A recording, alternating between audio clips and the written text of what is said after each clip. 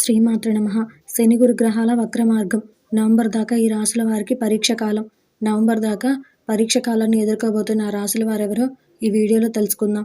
అంతకంటే ముందు ఈ వీడియో కనుక మీకు నచ్చినట్టయితే లైక్ చేయండి, షేర్ చేయండి. అలాగే మరెన్నో ఆధ్యాత్మిక విషయాల కోసం మన ఛానల్ని సబ్స్క్రైబ్ చేసుకోండి. ఇక విషయంలోకి వెళ్తే వచ్చే అక్టోబర్, నవంబర్ వరకు కొన్ని రాశుల వారికి పరీక్ష కాలమే. ఈ టైం వరకు అలర్ట్గా లేకుంటే ఆపదలు ఎదురయ్యే ముప్పు ఉంటుంది.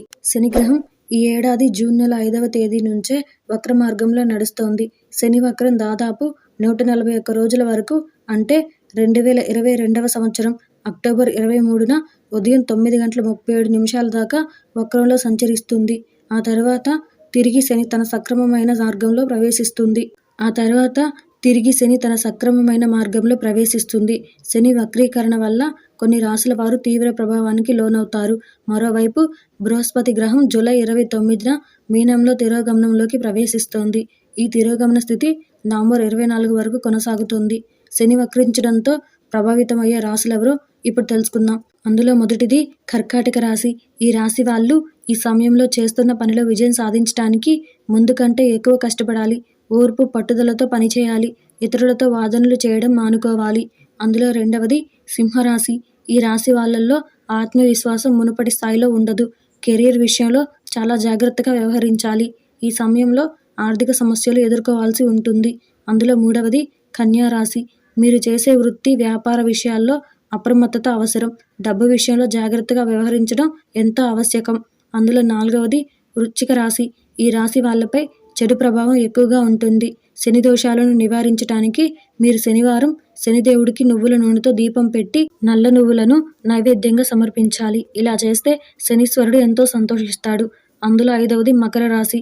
శని వక్రం వల్ల ఈ రాశి వారిపై మిశ్రమ ప్రభావం ఉంటుంది.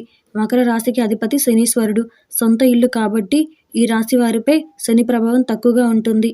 అందులో ఆరవది కుంభరాశి. శని తిరోగమన ప్రభావం కుంభరాశిపై ఎక్కువగా ఉంటుంది. ఈ సమయంలో ఈ రాశి వారు అత్యంత జాగ్రత్తగా వ్యవహరించాలి.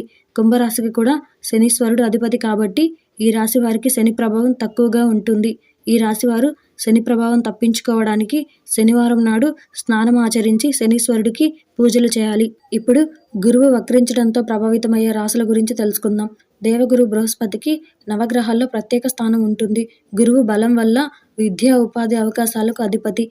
ఆయన అనుగ్రహం లేనిదే ఏ పనిని చేయలేము. ఈయన కుమారుడు జీవిత భాగస్వామి, సంపద, విద్యా, కీర్తి కారకుడిగా జ్యోతిష్య శాస్త్రంలో గురువుకు ప్రత్యేక స్థానం ఉంది.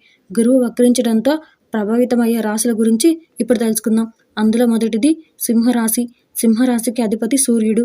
ఈ కాలంలో మీరు ఆరోగ్య సంబంధిత సమస్యలను ఎదుర్కోవాల్సి ఉంటుంది. ఆర్థిక పరమైన ఇబ్బందులను చూడాల్సి వస్తుంది. ఈ రాశి వాళ్ళు అనుకున్న బడ్జెట్ పెరిగి రుణగ్రస్తులుగా మారే అవకాశం ఉంది. ఉద్యోగంలో సమస్యలు రావచ్చు. కాబట్టి పై అధికారులతో సామరస్యపూర్వకంగా వ్యవహరించండి. అందులో రెండవది తులారాశి. ఈ రాశికి శుక్రుడు అధిపతి. గురువుకు వృత్తిరీత్యా శుక్రుడు శత్రువుగా పరిగణించబడతాడు. బృహస్పతి గ్రహం వక్రగమనం వల్ల తులారాశి వారికి ప్రయోజనకరంగా ఉండదు.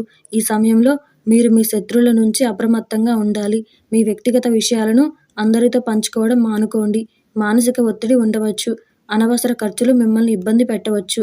అందులో మూడవది మకర రాశి. మకర రాశికి అధిపతి శనిదేవుడు. బృహస్పతి గ్రహం యొక్క వక్రగమనం వల్ల మకర రాశి వారికి చేసే పనుల్లో ఆటంకాలు ఎదురు కావచ్చు.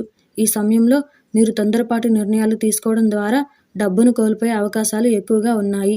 వ్యాపారులు డబ్బు విషయంలో అప్రమత్తంగా ఉండాలి.